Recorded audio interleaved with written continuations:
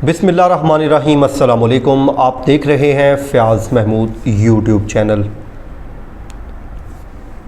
Corruption की दलदल है जिसमें हम दिन रात धंसते चले जा रहे हैं, लेकिन शर्म नाम की कोई चीज़ नहीं है। इसमें आज ब्रॉडशीट कमीशन को एक टास्क दिया गया था, उसमें बहुत बहुत बड़े होश रुबा इंकशाफात सामने आए हैं। यानी कि आप ये कह लें, जो मुअज़्ज़ज़ीन नहीं थे हमारे बने हुए, उनको नंगा करके रख दिया है, उनकी पतलूनें उतार दी हैं।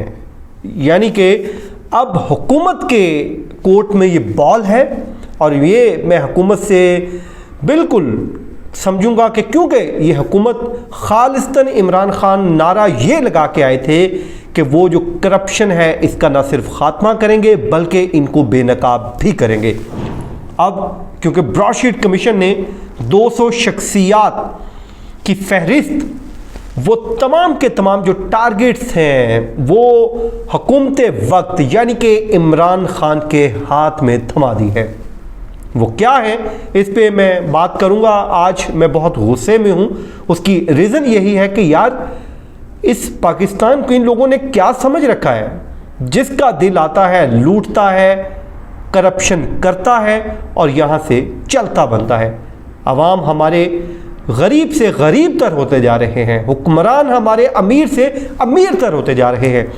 तो इस वीडियो में जी जरदारी साहब की तो बहुत उन्होंने की है, मतलब अखीर हो गई है।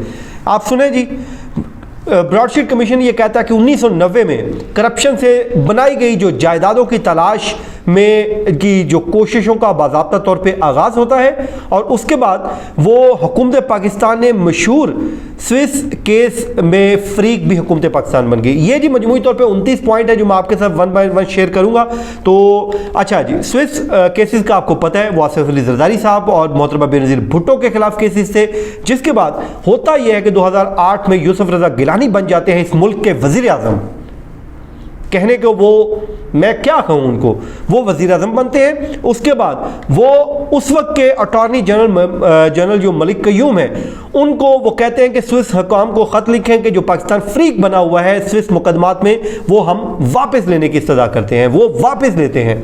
जिसके बाद सुप्रीम कोर्ट ऑफ पाकिस्तान यानी कि उस वक्त इफ्तिखार मोहम्मद चौधरी का दौर था, वो नोटिस लेते हैं। आज खुद नोटिस के बाद वो हुक्म देते हैं कि हुकूमत पाकिस्तान वापस जाए, ख़त लिखे और ख़त लिख के अपनी उस दरख्वास्त को जो मलिक क़य्यूम ने लिखी है वो विदड्रॉ करे। अब ऑर्डर हो जाता है। इस पर हुकूमत क्या करती है, हीलों बहानों से काम शुरू कर देती है उस वक्त की हुकूमत पाकिस्तान पीपल्स पार्टी। ये 5वां पॉइंट है जी, वो शुरू करती है। फिर तौहीन अदालत के इल्ज़ाम में यूसुफ रज़ा गिलानी को सज़ा सुना दी जाती है। फिर राजा परवेज़ अशरफ साहब आते हैं, वो प्राइम मिनिस्टर बनते हैं और बड़ा टेक्निकली वो खेलते हैं। जब वक्त गुजर चुका होता है, सर से पानी गुजर चुका होता है, कौम का पैसा डकार मारा जा चुका होता है, उस वक्त वो उठते हैं और वो ख़त लिख देते हैं। किसको? स्विस हुकाम को, कि जी हम ख़त लिखते हैं जी, वो हमने जो भेजा था वो वापस कर दें, वो विड्रॉ करना चाहते हैं। और वो इनके मुंह पे एक चपेट मारते हो, कहते चलो दौड़ जाए, भाग जाए यहाँ से। वो हमने वापस नहीं हो सकती क्योंकि वो टेक्निकल जो टाइम आपको दिया गया था विड्रॉ करने का, एक टाइम पीरियड था, वो गुजर चुका है। हमारे मुल्क में लॉ है, कवानीन है और कानून की पासदारी करना हमारा फ़र्ज़ है। तो ये अंदर ही अंदर खुश हो रहे होते हैं कि हमने हुकूमत पाकिस्तान को, रियासत पाकिस्तान को चूना लगाने में कामयाब हो गए हैं, पाकिस्तान के इदारों को चूना लगाने में कामयाब हो गए हैं। अच्छा जी, उसके बाद जी 7वां पॉइंट भी ये है कि जी आपको मैंने बता दिया, फिर 90 की दहाई में इकट्ठा किया गया जो शवाहिद है वो गुम हो चुके हैं या फिर जानबूझकर कमीशन से छुपाया गया। कमीशन ने इस पे मौजूदा हुकूमत के इदारों को भी क्रिटिसाइज़ किया है। उन्होंने कहा है कि 90 की दहाई में जो शवाहिद इकट्ठे किए गए थे इन तमाम तर केसेस के, या तो वो गुम हो चुके हैं या फिर इस कमीशन से जानबूझ के छुपाए गए हैं, नहीं दिए गए। उन्होंने तो सिंपल लिख दिया है।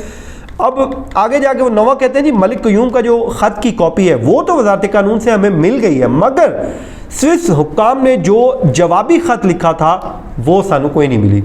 वो ना मुझे पता नहीं दी नहीं गई जान के, या गुम हो गई है, कितने गई, बस क्या कहें जी। आगे हैं जी 10वां पॉइंट, वो कहते हैं जी कमीशन ये फिर समझता है कि या तो फिर जानबूझ के रिकॉर्ड को छुपाया गया है या फिर ये भी एक करप्शन की ही नई किस्म है। अपनी करप्शन को बचाना भी तो करप्शन की नहीं किस्म है ना, ताकि पकड़े ना जाइए, सानू कोई जुतियां ना मारे। तो एक ये भी किस्म है। आगे है जी 12वां पॉइंट ये है कि जी उन लोगों की करप्शन ढूंढने की कोशिश की जिनसे मुतल्लिक पाकिस्तान हमेशा से राय पाए। हाँ, ये बड़ा है जी इंपॉर्टेंट पॉइंट है। अब आए जी वो 200 शख्सियात पे हम आ जाते हैं। वो कौन सी शख्सियात है? ब्रॉडशीट कमीशन कहता है कि जी उस टाइम जो ब्रॉडशीट और इनको जब दिया गया टारगेट एक दिया गया था और ये एक फहरिस्त दी गई थी। ये मैं आपको बता देता हूँ, ये वर्ड लिखा नहीं हुआ, 200 शख्सियात थी जो फहरिस्त दी गई थी और उनको टारगेट दिया गया था कि इनकी जायदादों का सुराग लगा के हमें दें। और कमीशन ये कहता है कि ये वो अफराद हैं जिनकी जो शोहरत है, वजह शोहरत वो करप्ट अनासर की है, यानी कि वो या करप्शन में मुलविस थे या हैं, अभी भी हैं, और हमेशा उनके खिलाफ राय पाई जाती है। उन समझ जाओ कितना दी गल हो रही। अच्छा, उसके बाद जी वो कहते हैं जी हुकूमत अटॉर्नी जनरल और वज़ारत कानून से मुशावरत। हाँ, अब उन्होंने कहा यही जो फहरिस्त है हम आपको दे रहे हैं, हुकूमत पाकिस्तान को फराहम कर रहे हैं और हुकूमत ये करे अटॉर्नी जनरल पाकिस्तान से मुशावरत कर ले, वज़ारत कानून से राय ले ले और उसके बाद वो फैसला करे कि इस करप्ट लोगों की फहरिस्त को पब्लिक करना है या नहीं, जिनके खिलाफ शवायद लेने हम ढूंढने के लिए निकले थे। और जिसके बाद जी ये वही टारगेट थे जिनसे मतलब बहुत मशहूर है कि वो करप्ट अनासर हैं। और बड़ा ही प्यारा उन्होंने जुमला एक लिखा है, उन्होंने कहा कि इस फहरिस्त में बिला इम्तियाज़ नाम दर्ज हैं। इसमें वो भी शामिल हैं जो इक़्तिदार में हैं और वो भी शामिल हैं जो मुतमने इक़्तिदार हैं या फिर वो जो ताकतवर हैं। उन्हें दे ला लो कौन ताकतवर है कौन इक़्तिदार, और जो इक़्तिदार में रहे भी हैं। इसमें तमाम तर शख्सियात उन्होंने गिनवा के हुकूमत वक्त को दे दी हैं। अब हुकूमत वक्त की ये रिस्पॉन्सिबिलिटी है कि उन लोगों के नाम पब्लिक किए जाएं। उसके बाद जी ये भी उन्होंने कहा कि उनके असल नाम हो सकता है तब्दील कर दिए हो या हो सकता है सरनेम तो वही ज़ाहिर सरनेम तो वही होंगे ना, तो वही रहते हैं, वो नहीं चेंज होते, आप कर लें। 19वां पॉइंट है जी वो कि कहती है कि ब्रॉडशीट कमीशन के बैरून मुल्क पाकिस्तान भेजे गए MLA और दूसरे ज़राए, जरदारी साहब के लिए बुरी खबर है जी, कि फ़ायदामंद साबित हुए और दस्तावेजी शवाहिद मिले जो मुख्तलिफ अदालतों में पेश किए गए। MLA जो म्यूचुअल लीगल असिस्टेंस होती है दूसरे ममालिक को लिखी जाती है कि जी इस केस की हमें रिकॉर्ड चाहिए, वो फ्रूटफुल साबित हुए, वो लिए गए और उसको अदालतों में पेश भी किया गया। इसमें जो शवाहिद आए बरतानिया, स्विट्ज़रलैंड, पोलैंड और दीगर ममालिक से ये शवाहिद हासिल किए गए थे। और 21वां जी नुकता यह है कि ये भी मुशाहिदे में बात आई है कि हाई प्रोफाइल केसेस के मुल्ज़िमान जब इक़्तिदार में आते हैं तो उनके खिलाफ रेफरेंस या तो फिर हवा बन के बुखारात या हवा में बुखारात बनकर उड़ी जाते हैं, गायब, ख़त्म, मौक गई, जान छूट गई, या फिर गवाही गायब हो जाते हैं, और या फिर वो अपने बयान से ही मुकर जाते हैं। ये ब्रॉडशीट कमीशन इस नतीजे पे पहुंचा है। फिर वो कहते हैं जी और यूं मुल्ज़िमान के बरी होने की राह हमवार हो जाती है। फिर नारे मारे जाते हैं सानू अदालतों तो सज़ा नहीं हुई, सानू अदालत ने बरी करता, मैं तो 11 साल जेल कटी, मैंने किसी सज़ा नहीं हुई। मैं आपको बताता हूँ रिकॉर्ड कैसे गायब होता है। ये रिकॉर्ड बिल्कुल गायब होता है जब आसिफ अली जरदारी के ख़िलाफ़ जो थे ARY गोल्ड केस, वो कोटेक्ना केस थे, उसके बाद वो और सिर्फ ट्रैक्टर स्कीम थी, इसमें फ़ारूक एच नाइक साहब ये जज बशीर मोहम्मद साहब के पास पेश होते थे और जाके क्या कहते थे, सर उसका रिकॉर्ड नहीं मिल रहा, वो रिकॉर्ड गुम हो चुका है, वो रिकॉर्ड नहीं मिल रहा, सुप्रीम कोर्ट पाकिस्तान में गया था, आज तक सर पता ही नहीं है वो रिकॉर्ड तो कहाँ गया।